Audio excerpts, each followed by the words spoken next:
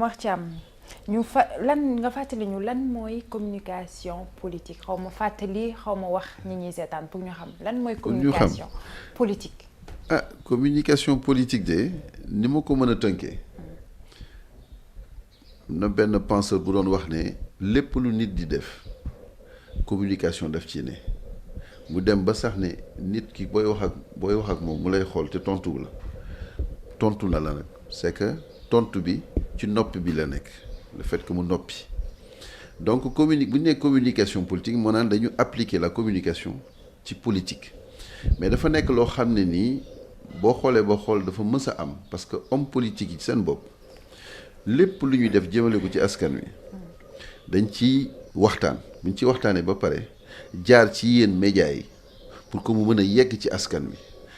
wi ñoom en retour wax ñoom lan lañ ci xalaat donc communication foofu la nekk mais communication politique bu ñu koy wax mooy communication bi jógee ci président de la république moom ci boppam jëm ci askan wi tontu ko via les médias mooy communication bi jógee assemblée nationale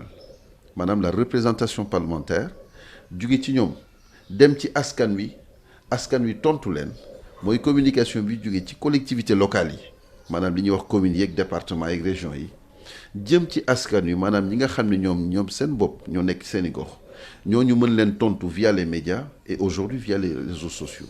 donc communication politique loolu yëpp la ëmb. prétexte bi tey mooy sorti Idrissa Seck bi. média bi ñëpp di ci wax. interprétation yi tamit bëri. mais yow en tant que communicant nag nga ko gisee ndax li ñëpp naan erreur de com loolu moo am. non xam nga sorti Idrissa Seck bi man mënuma ko juger d'un point de vue maanaam ci religion bi maanaam ca la mu wax ndax la mu wax moom la concerné xëy na conviction am la xëy na benn interrogation bu mu am la jëmale ko ci askan bi mais li may wax rek mooy dafa am benn préalable dafa am lu ko jiitu Idrissa ba muy wax dafa wax ci tubaab te en communication dañuy wax ne ka nga xam ne dafa wax ak yow ci langue boo xam ne maanaam ci kàllaama boo xam ne nekkul sa kàllaama sa dégg-dégg mënul nekk benn mënul nekk lu juste donc ba mu waxee ci tubaab la waxee mais ñu bari ñi ko tontu nañ ko ci tubaab mais seen dégg-dégg parce que dañu nekk d'abord des Sénégalais dañ koy dégg-dégg li ñuy wax maanaam mode de perception dañ koy dégg comme des Africains comme des Sénégalais ba pare mu yegg ci seen xol parce que ay jullit lañu ñenn ñi ñu naan sax quelque part pour caricaturer c'est les gardiens du temple muy Sidi Lamine Niass muy Bamba Ndiaye et cetera mais lépp ci dégg-dégg bi la mais man du ma ko analyser foofu dama koy analyser ci communication ñëpp xam nañ ne Idrissa moom loolu dafa nekk ci deram dafa nekk ci ADN discours politique am tout le temps dafay jël day roy ca la ñuy wax ci alxuraan la ñuy wax ci livre saint yi saa yu waxee en général dina génn benn aaya loolu dafa nekk pratique communicationnelle ci moom mais loolu danger bi mooy que ña nga xam ne ñu ngi lay déglu bu ñu nekkul au même niveau que yow seen dégg-dégg day différent parce que day wuute parce que yow na nga koy xalaatee ak ñoom ni ñu koy déggee du benn loolu mooy indi premier njuumte bi ci communication deuxième njuumte bi mooy que le fait que mu tàmm di wax ci politique di ci rax alxuraan day dem ba nga xam ne alxuraan bi day jiitu waxinu politique bi donc duñ ko gis comme homme politique dañ koy gis comme un simple citoyen boo xam ne nii rek jàng na mais day mel ni dafay jaay nit ñi moo leen a gën a jàng am na ñoo xam ne noonu lañ koy gisee donc dañ naan mais kii li muy wax xamu ko ñetteel bi mooy li ñuy wax ci communication le trop de communication tue la communication loolu mooy wax ju bari day dem ba suuxal la comme bu ñu naan même en matière de publicité trop de publicité tue la publicité dama yaakaar ne looloo ko xaw a dal moo tax ba mu dellusee di baalu man yaakaar ne dafa waroon yam foofu bu demee ba rax ci muridité maanaam le fait que mu nekk murid message bi ci boppam en termes de communication day glisser ci feneen te bu glisser ci feneen rek day am parparloo loolu gën a andi coow lu bari mais yaakaaroon naa ne jaru ko nag parce que ku dul juum amul Wade wax na fi waxet assumé ko gis nañ ni fi ku taxaw ne yàlla cantakun la yàlla sax cantakun la mais waxuñu ci mais effet amplification média yi li ñu naan maanaam média yi seen bopp yéen ñi nga xam ne yaa ngi di jot xalaat yi nañ ko na ko médias yi jëlee c'est parce que moom Idrissa moom ci boppam nekkoon na fi directeur de cabinet de Wade avant boobu nekkoon na fi ministre du commerce sous Diouf nekk fi directeur de cabinet de Wade en 2000 nekk fi premier ministre maire de Thiès donc du n'importe qui ki nga xam ne dafa am benn cër boo xam ne askan wi dañ ko jox am na fa muy waxee at la muy waxee at contexte ba muy waxee rek foog mu def attention dama yaakaar ne moom xëy na nam ko xalaatee at ni ko nit ñi déggee bokkul mais position comme ancien premier ministre ba pare nekk candidat boo xam ne nii nekk na ci yoon boo xam ne ni ñu ngi naan dafa redresser image am dañ daan wax ne Idrissa il regarde les gens de haut parce que il est élitiste maanaam nit ñi dafa mel ni ku leen doon xeeb parce que yaakaar na ne moom moo intelligent mu wane ne loolu amul mu dem tolloog nit ñi nekk ci àll bi di wax ak nit ñi bu dellusee def li may wax du ma ne erreur glissade laa ko tuddee mu glissé noonu dañ naan kii de jikko du fen dañ doon xalaat ci moom xëy na loolu la yaakaar na ne looloo ko xaw a dal tey mais en politique nag bu ci kenn sonn politique du science exacte maanaam tey jii mënuñu ne Idrissa loolu ko dal ak coow li muy kii mën na ko yàqal am na fu ma koy yàqale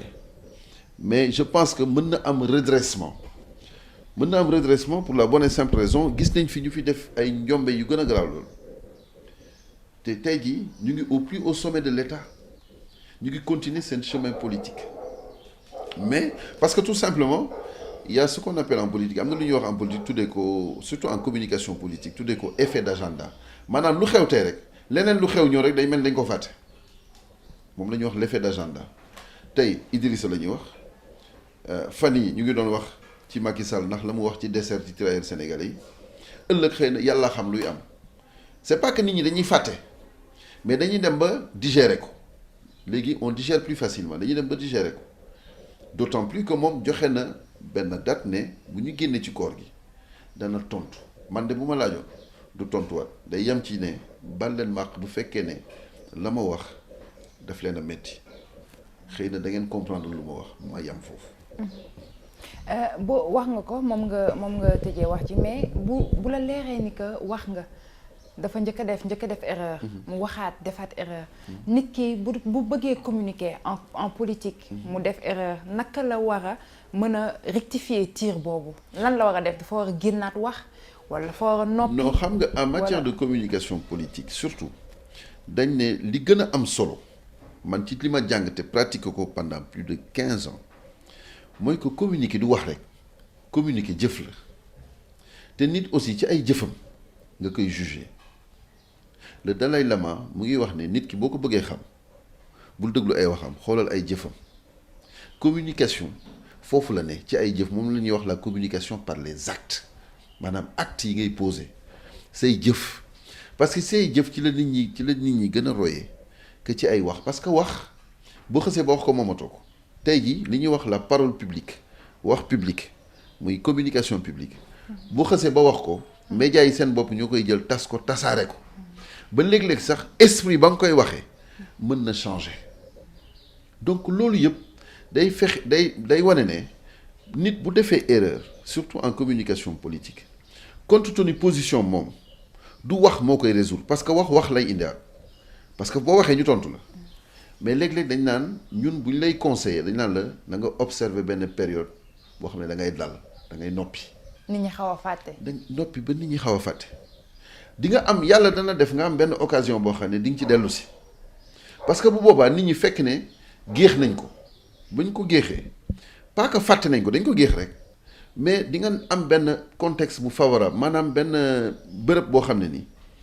ña fa ne boo waxee dinañ la mën a dégg parce que boo xoolee tey jii xool ko rek ci situation étudiants yi ak seen grève yi tant que ñu ngi grève ba pare mu am kuñ ci rey munoo wax lu ñu dégg. il a fallu que yal na ko yàlla yërëm xale bi ñu suul ko ba nit ñi jaale ba pare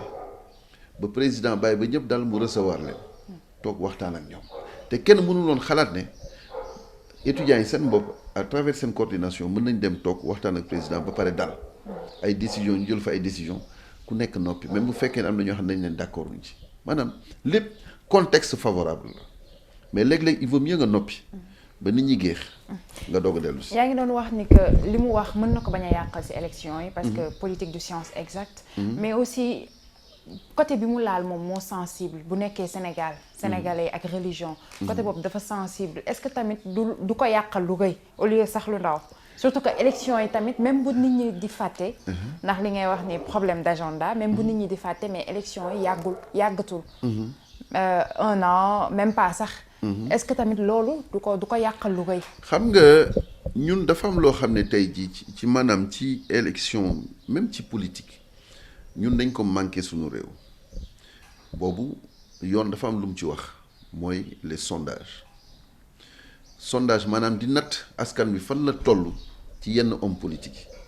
te yaakaar na ne tey jii loolu bu fekkoon dafa nekk yoon nit ku ne mën ko def yow nga mën ko def man mën ko def institut de sondage yi mën ko def. maanaam yoon permettre leen ko bu boobaa dinañ mën a mesurer tey jii loolu lu mu koy yàqal ak yàq bi fu mu toll mais tey jii lépp lu ñu mënti wax rek spéculation la maanaam dañu teg ay hypothèses rek mais yaakaar naa ne loolu am na fu mu ko mën a yàqalee parce que wax nga ko Sénégal souvent dañuy mélanger politique ak religion je dis bien malheureusement parce que bokkul. li ko yokk amplifier sax maanaam li ko yokk mooy que dañu am des acteurs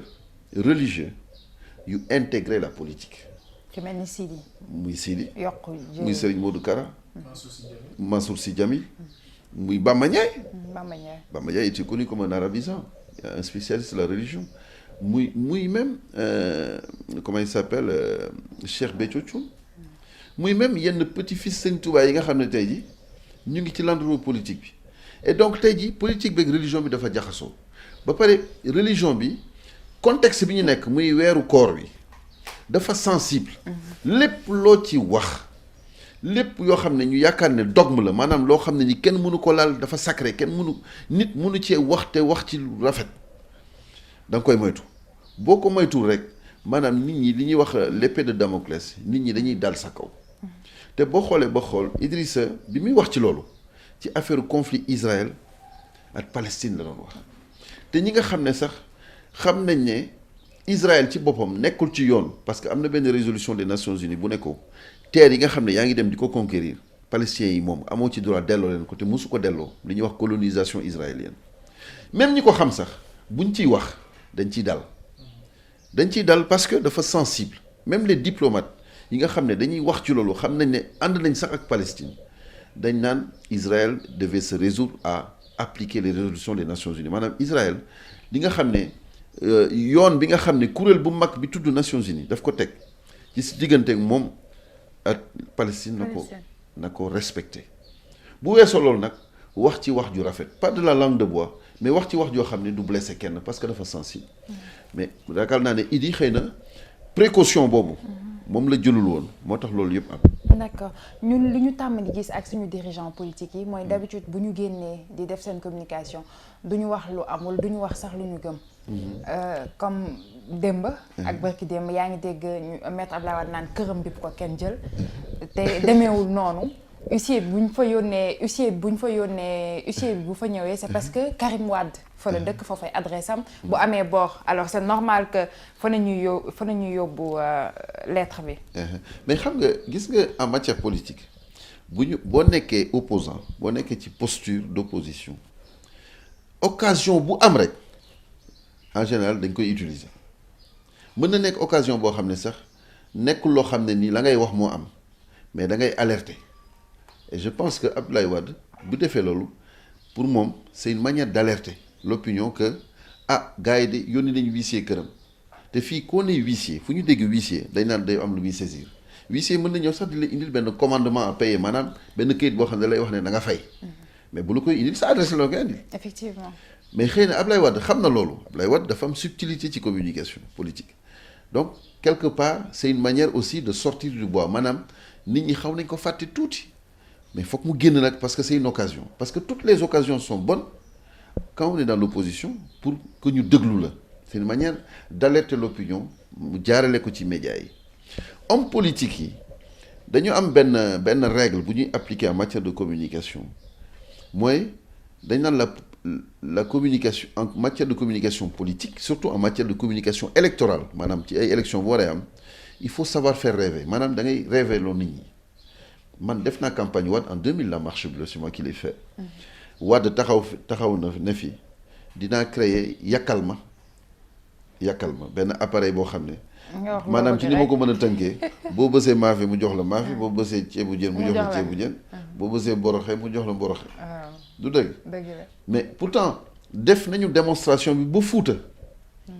mais am na ñu ko xam ne nii du ma ne gëmoon nañ ko mais ànd nañ ci parce que tout simplement toll woon nañ foo xam ne nii en 2000 que objectif bi rek moo doon na fi Abdou Diouf jógee pas forcément ne Ablaye Wade ñëw parce que Ablaye Wade moo nekkoon la figure de proue de l'opposition boobu nit ñi dañuy fàtte sax ne Ablaye Wade candidat coalition 2000 la woon du candidat rek PDS coalition 2000 mais nit ñi buñ la dégloo dañuy tàccu ñëpp ne woy Wade te ñëpp xam nañ ne suñu lekkee pare dañuy desee ko déet kooku yaa ko wax moom dessert moom yaa ko tudd non waxuma dessert boobu waxoo dessert boobu non dessert bi Ablaye Wade doon wax bi mu doon rêvé mais da nga daan wax man j'ai les images j'ai les démonstrations appareil boobu sax mën na am parce que tey ji am na ay appareils yoo xam ne nii nu mu la mën a joxe boisson jox la thé noonu la mën a joxe des plats déjà faits ça existe en Europe mais tolluwuñu woon foofu mais aussi c'est pour que nit ñi ñu leen di faire rêver parce que nit ñi foog ngeen leen yóbbu leen foo xam ne nii yaakaaruñ ko. mais est-ce que tamit ci faire rêver boobu après du retourner wu contre yow boo xësee ba toog nga am lu bëri loo leen digoon. gisuñu ko mais gis nañ ko. élection ñëw ñu sanctionné la en fonction de. mais gis nañ ko Macky Sall fii la ne bés bu ñu ko falee dina def fu réduire son mandat de 7 ans yóbbu ko 5 ans tey jii ba mu waree ñëw defee référendum gars yi ne ko ayca ba référendum bi adopté loolu. dafa saisir conseil constitutionnel ne ko non bokkul ci mandat bi te moom dafa waxoon ne ci mandaam la bokk donc loolu bu ko waroon def day démissionner demaat élection looloo tax aussi nit ñi ne ñoom ñëpp dañuy waxee gis nañ fi ay élection en 88 boobu j'étais encore plus jeune benn candidat bu ñu doon wax wan la sant boo xam ne fu mu daan defee meeting fu mu taxaw rek danaan fii am na pétrole maa ko wag bañ koy tuddee maa ko wag mais boobu Sénégal xalaatuñu pétrole te tey jii wax dëgg yàlla yey nañu parce que pétrole am na différence bi rek mooy que fu mu daan taxaw rek même bu taxawoon Guédiawaye fa mu taxaw dana fii am na pétrole maa ko war. d'accord sànq yaa ngi doon wax si biir wax ni ñu conclure lool Sénégal du ñu amati benn communicant bu mel ni Abdoulaye Wade li tax nga wax loolu. pas du ñu amati benn communicant bu mel ni Abdoulaye Wade c'est que Abdoulaye Wade parce que un communicant politique foog mu am li ñuy wax vécu politique foog mu am jaar-jaar yooyu daf koy servir d'expérience et d'exemple nga xam ne fa mu waxee xam nañ ne lii da koo dund maa ngi lay wax ne léeg-léeg booy communiquer nga poser ay acte maanaam nga jëf moo gën nga wax Abdoulaye Wade dafa def 26 ans d'opposition def xaw ma ñaata élection présidentielle ñu jël ko fi tëj ko fi xaw ma combien de fois donc loolu yëpp daf koy jox image boo xam ne nii fu mu mënti waxee même bu juumee sax dañ naan pas bi la at fi mu jaar-jaaram moom mën nañ ko comprendre nañ ko pardonner alors que loolu ce n'est pas valable pour ñenn ñi dama ne quand même c'est une race d'hommes politiques yoo xam ne nii qui est en voie de disparition maanaam après Abdoulaye Wade je ne dis pas que c'est le néant parce que am na ñeneen de jeunes loups en politique yuy ñëw jugee dans des domaines d'expertise yoo xam ne nii dañ leen ci ràññee muy Sonko muy le juge Dème muy même comme un banquier comme Abdoul Mbaye ñeneen ak ñeneen ñoo xam ne ni tey jii ñoom ñooy requalifier le personnel politique ñoom ñooy nekk les habits neufs de la politique te ñooñu dañuy ñëw avec une autre forme de communication boo xam ne ni très influencée par les réseaux sociaux tey jii ñu ngi wax Idrissa Seck tey jii bu ñu doon xool lépp lu yenn nit ñi di def di ko jàlle di ko takkal ci deru président de la République Macky Sall di wax ne franc-maçon la di wax ne il pactise avec le diable di wax lii di wax la loolu bu fekkoon ne tous les jours presse bi da koy génne mais coow li dina rëy Dakar te pourtant mu ngi ci réseaux sociaux yi de tous les jours ñu tuumaal ko loo xam ne ni am na wala amul loolu man xaw ma ci dara mais yaakaar naa en tant que spécialiste bu fekkoon ne tey jii médias yi dañ ko jël di ko tas kon dëkk bi li dana bari trop mais loolu taxul nit ki am capacité ou maîtrise de sa communication dafa am ñetti règles yoo xam ne homme politique pour que mu mën a communiquer bu baax ci sama yaakaar dafa am solo benn règle bi mooy lu muy wax na ko maîtriser lu muy wax rek na fekk mu gëstu ko maîtriser ko bu ko maîtriser wu rek mën na glisser gis nañ li fi président wax ci affaire u dessert yi parce que yaakaar naa ne moom ci xelam ba mu koy wax yaakaar naa ne de ci xelam ba mu koy wax que moom ci boppam dafa yaakaar ne tirailleurs yi ay sénégalais rek la ñu woon alors que tirailleurs yi majorité bi ay maliens la ñu woon ay burkinabé ak ay guinéens li taxoon ñu naan tirailleurs sénégalais ay sénégalais amoon nañ ci mais seen point de départ Sénégal la woon bu demee ba waxi dessert te ñëpp xam nañ ne affaire lekkum armée ca njëlbeen graay lañ ko tuddee woon genre pot pourri la boo xam ne lu ne lañ la ciy defal donc dessert xajul foofu. tirailleurs sénégalais yi dañ doon jël dessert. ñu fàtte ñuy seetaan loolu la wax waaw. alors que moo tax ma ne looy wax rek na nga ko gëstu xam ko boobu mooy benn bi ñaareel bi na nga maîtriser ñi ngay waxal parce que bul ne ñi may waxal xamuñu man maa xam parce que ci ñu lay déglu ku ci nekk rek am na lu mu dund am na lu mu jàng am na lu mu gëstu loo xam ne xëy na weesu na la ngay wax donc na mu koy déggee du benn donc na nga def preuve de prudence et puis ñetteel bi mooy sa wax na gàtt wax bu guddee rek da ngay glisser.